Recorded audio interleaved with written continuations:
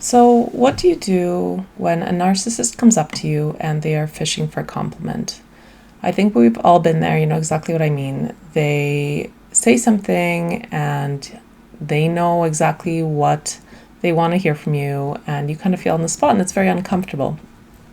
Our first instinct, I think, is to hold back and kind of like not give the compliment, or maybe just kind of like, yeah, okay.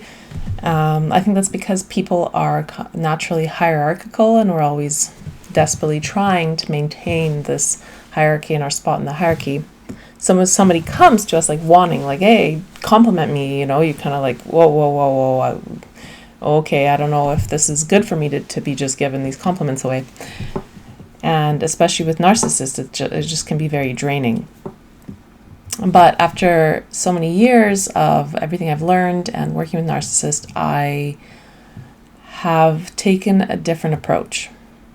So if this happens to you and someone's fishing for a compliment, try to remember what a narcissist is.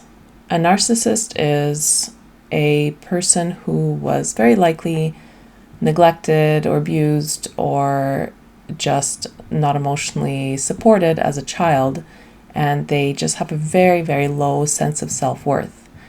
And they are just desperately trying to get validation because they just feel so raw and vulnerable and afraid all the time. And so I think when you kind of see them as a scared child, it helps to empathize a little bit and not be so threatened by the display. And so I say, give them the compliment. What's the worst that can happen? What's going to happen if you give them a compliment? Well, a lot of people think, oh, well, they have a huge ego. You're just going to blow up their ego. It's going to be awful. And I think that's kind of like what we instinctually think. But in reality, that's not true.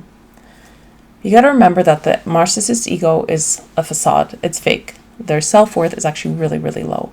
It's low because they lack validation. And so when you come from a place of kindness and you give them a compliment and give them some validation, you can calm their central nervous system at least a little.